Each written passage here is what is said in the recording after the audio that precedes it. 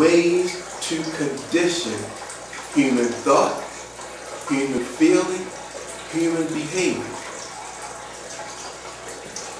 Man, who we can see every day, can do this with the suspect not even knowing that it's going on.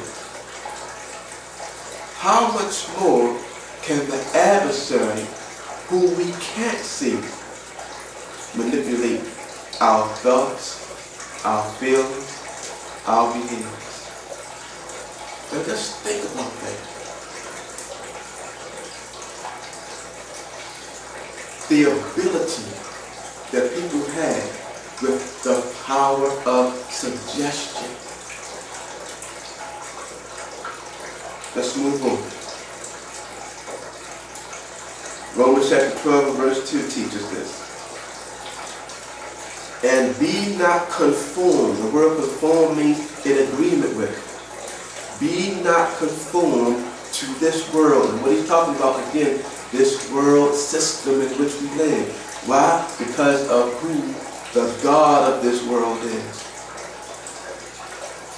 But be ye transformed. In other words, changed. How? By the renewing of your mind. Think about that. The renewing of your mind. Because see, it is the mind that processes information which we call thought. It is the mind that from this information process creates emotion. It is the mind from which these thoughts and these emotions now provoke certain behaviors. So we have to be transformed by the renewing of it, that you may prove what is that good and acceptable and perfect will of Yah. That is our task, brothers and sisters. If you consider yourself to be a Hebrew, an Israelite, or a Jew specifically, that is the task, because we are supposed to be an example for the rest of the world. Let's go to one of the letters written by Yochanan, or the Apostle John. 1 John chapter 2, beginning at verse 15. And he's going to mirror the same sentiment as Brother Shaul, but he's going to word it a little differently. We're going to see. He says, love not the world, neither the things that are in the world. If any man love the world, the love of the Father is not in him. Okay? So, Brother Shaul said not to be in agreement with the world.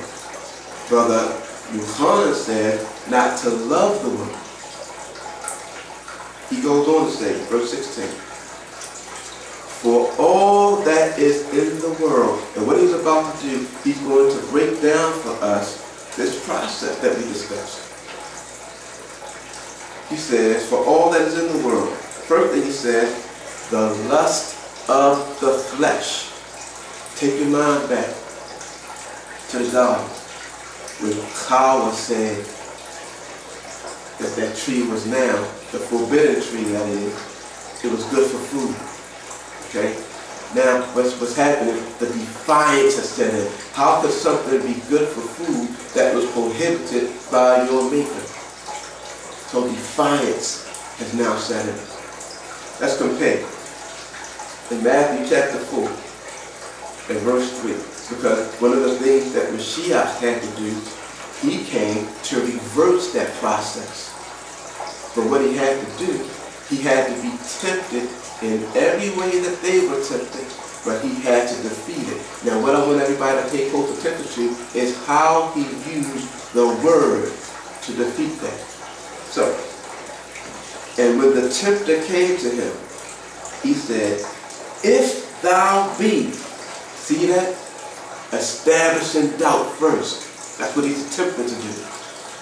If thou be the Son of Yah, command that these stones be made bread. Okay? At this particular time, Mashiach was undergoing a fast.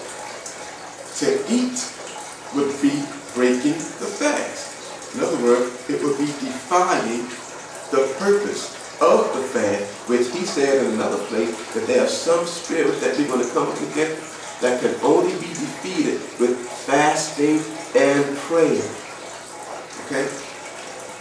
So the tempter commanded that these stones be made bread. But he answered and said, it is written.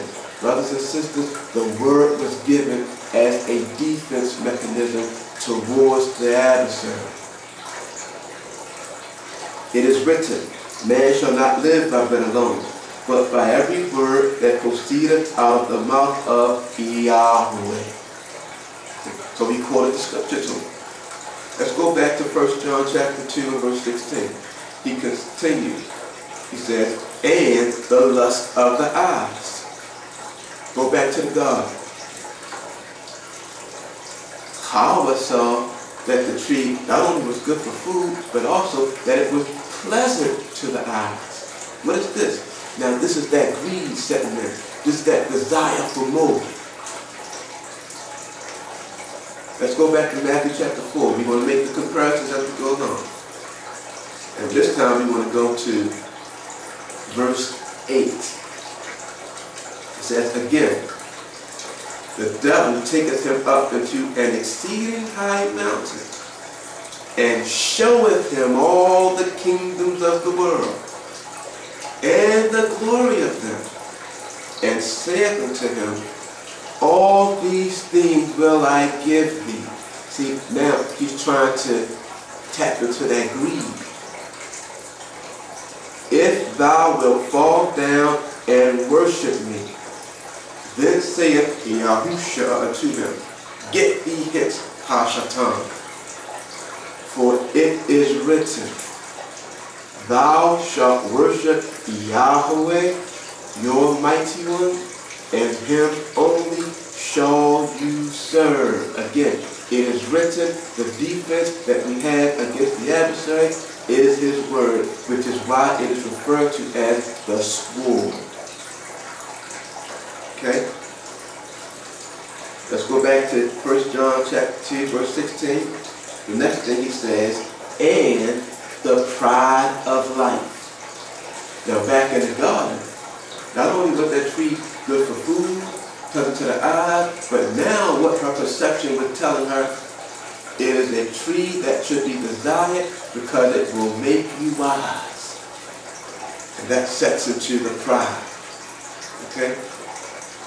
Let's go back to Matthew chapter 4, verse 5, which reads, then the devil taketh him up into the holy city, and setteth him on the pinnacle of the temple, and saith unto him, if thou be the Son of Yahweh, cast thyself down, for it is written. Now hold up.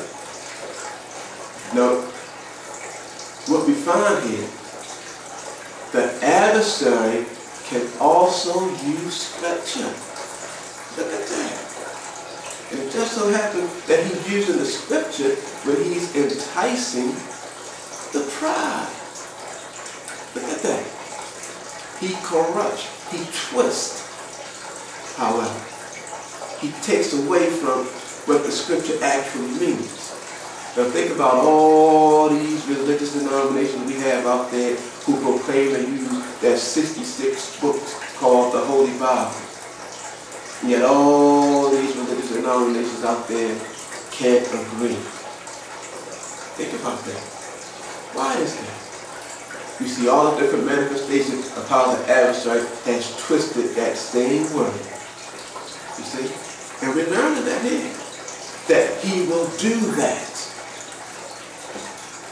He says, for it is written, he shall give his angels charge concerning thee, and in their hand they shall bear thee up, lest at any time thou dash thy foot against the stone. Yahusha said unto him, it is written again,